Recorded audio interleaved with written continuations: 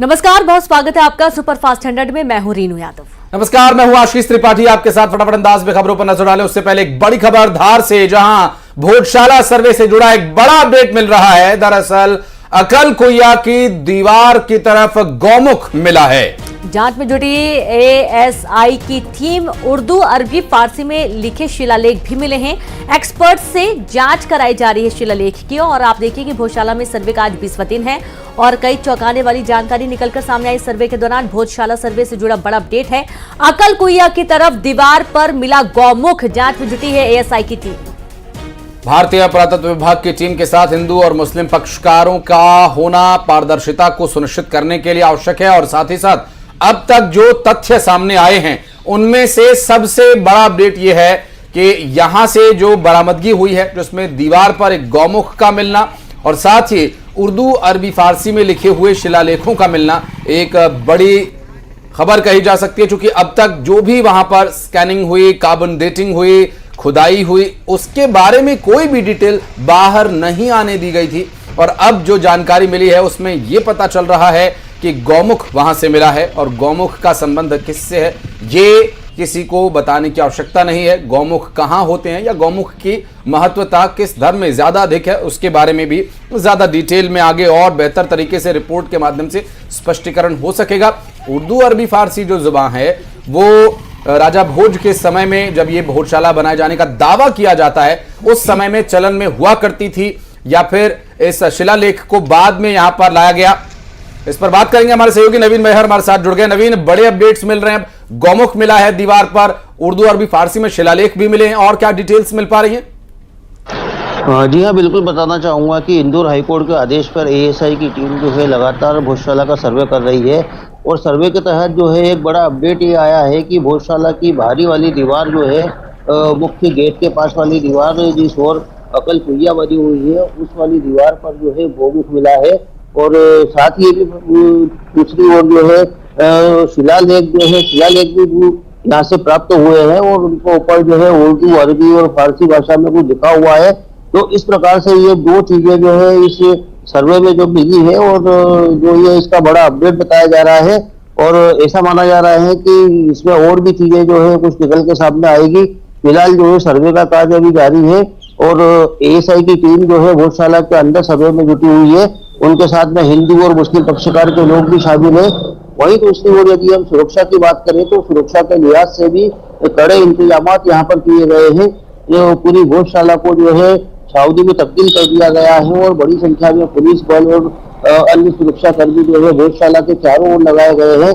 साथ ही CCTV footage भी यहाँ से कलेक्ट किए जा रहे हैं। स्वाभाविक है नवीन, लेकिन सवाल ये है कि अभी जो ये अपडेट पता चला कि उर्दू, अरबी, फारसी में शिलालेख मिले हैं, गौमुख मिला है दीवार पर, इससे पहले जो भी बरामदगी हुई या जो भी तथ्य जुटाए गए होंगे उनके बारे में कोई खुलासा नहीं हुआ। ये गौमुख और उर्दू, अरबी, फारसी की बात बाहर कैसे आई? जी बिल्कुल बताना चाहेंगे कि भोजशाला के अंदर जो सर्वे चल रहा है उसमें कुछ लोग जो है बाहर आकर जो है बात कर रहे हैं, मीडिया से बात कर रहे हैं। और उसी के तहत जो है ये बात खुल के सामने आई थी कि भोजशाला की बाहरी दीवार से जो है गौमुख मिला है और साथ ही जो है भोजशाला से कुछ शिलालेख भी मिले हैं। तो जो लोग सर्वे में शामिल है उन्हीं लोगों द्वारा जो है ये बात सामने आ पाई है कि इस प्रकार का खुलासा हुआ है और इन लोगों ने बाहर आकर इस प्रकार का खुलासा किया था। तो ये पूरी बात जो है इस प्रकार से। बहुत शुक्रिया आपका नवीन, बहुत शुक्रिया तमाम जानकारी साझा करने के लिए। तो हालांकि अभी सर्वे की रिपोर्ट जब सामने आएगी तभी सारे तथ्य स्पष्ट हो पाएंगे। और चलिए आगे बढ़ेंगे, बात करेंगे एमपी में कांग्रेस को लगा एक और बड़ा झटका, जहां रतलाम जिला कांग्रेस अध्यक्ष ने पार्टी छोड़ दी है। जोबट के वरिष्ठ कांग्रेस नेता हैं जिन्होंने पार्टी छोड़ी है। सीएम डॉक्टर मोहन यादव की मौजूदगी में अब ये बीजेपी ज्वाइन करने वाले हैं। दरअसल उज्जैन बीजेपी कार्यालय में उन्होंने पार्टी की सदस्यता ले ली है। अभी जानकारी मिली कि पार्टी की सदस्यता उन्होंने ले ली है। मध्य प्रदेश कांग्रेस को एक और बड़ा झटका, रतलाम जिला कांग्रेस के अध्यक्ष ने पार्टी को टाटा बाय बाय कर दिया है। तो जोबट के वरिष्ठ नेता हैं जिन्होंने पार्टी छोड़ दी है और आप देखिए कि सीएम डॉक्टर मोहन यादव की मौजूदगी में उन्होंने बीजेपी ज्वाइन कर लिया है। उज्जैन में उन्होंने बीजेपी ज्वाइन किया है और उस दौरान की कुछ तस्वीरें भी आपको दिखा रहे हैं। बीजेपी कार्यालय में उन्होंने पार्टी की सदस्यता ले ली है और ये देखिए तस्वीरें आपके सामने हैं।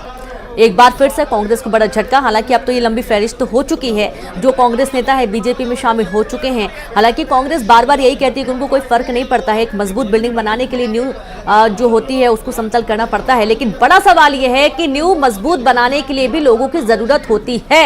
अब आप ये देखिए, जो जोबट से वरिष्ठ नेता हैं वो बीजेपी में शामिल हो चुके हैं। एक्सक्लूसिव तस्वीरें आपके सामने हैं और संवाददाता अजय पटवा जुड़ गया। अजय, कांग्रेस को एक और बड़ा झटका।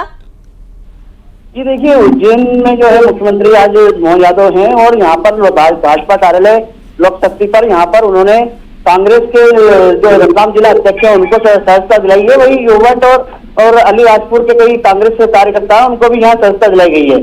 इसी के साथ यहाँ पर जो है उज्जैन के पूर्व पार्षद सहित कई लोगों को सहजता दिलाई गई है। बड़े स्तर पर कांग्रेस के कार्यकर्ता बीजेपी में शामिल हुए हैं और ये बीजेपी को एक झटका है। जिस तरीके कांग्रेस को बड़ा झटका लगा है, क्योंकि जिस तरीके से बीजेपी में लगातार कांग्रेस के कार्यकर्ताओं का शामिल होना और कहीं ना कहीं कांग्रेस के लिए नुकसान साबित होगा। जी, अभी ज्वाइनिंग के बाद क्या कांग्रेस के और कार्यकर्ता और नेताओं के भी आने का दावा किया जा रहा है, क्योंकि ये लिस्ट तो लगातार लंबी होती जा रही है?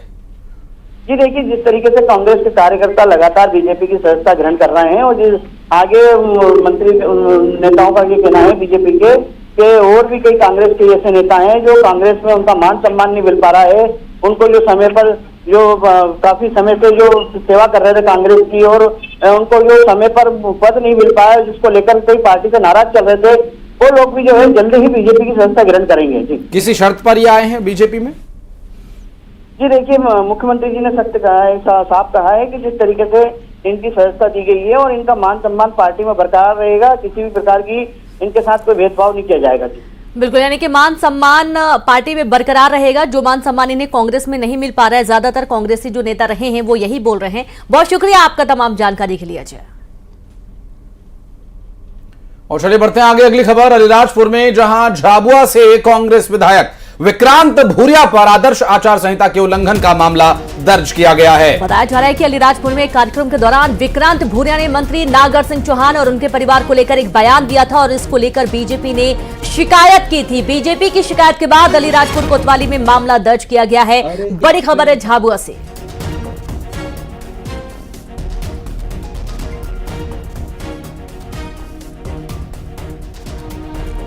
तो मंत्री नागर सिंह चौहान को लेकर जो बयान दिया था कार्यक्रम के दौरान, उस भाषण को लेकर एक्शन, आदर्श आचार संहिता के उल्लंघन का मामला दर्ज किया गया। इस लोकसभा चुनाव ऐसे पहले भी कई मामले सामने आ चुके हैं। हालांकि इस तरह के मामलों का चुनाव आयोग द्वारा क्या संज्ञान लिया जाता है, क्योंकि इस बार चुनाव आयोग ने अपनी प्रेस कॉन्फ्रेंस में जब तारीखों का ऐलान हुआ था, रेनू, उस वक्त भी जिक्र हुआ था इस बात का कि न सिर्फ मामले दर्ज किए जाते हैं बल्कि उन पर एक्शन भी लिया जाता है और एक्शन नॉमिनेशन कैंसिल होने तक का इसमें शामिल बताया जा रहा है। उज्जैन से बड़ी खबर है, महाकाल मंदिर के सेवक की मौत हुई। मुंबई में इलाज के दौरान सेवक की मौत हुई। दरअसल गर्भगृह अग्निकांड मामले में झुलस गए थे सत्यनारायण सोनी। 25 मार्च को होली के ही दिन गर्भगृह में जो अग्निकांड हुआ था, उस अग्निकांड के बाद इंदौर में उनका इलाज चल रहा था और हालत बिगड़ने पर उन्हें मुंबई रेफर किया गया। अग्निकांड में कुल 14 लोग झुलसे थे। 3 लोग अभी भी अस्पताल में भर्ती हैं।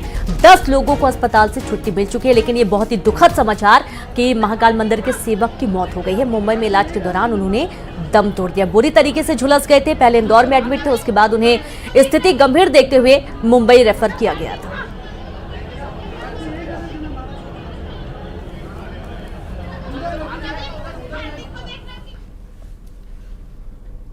और चलिए अब फटाफट अंदाज में देखेंगे खबरें।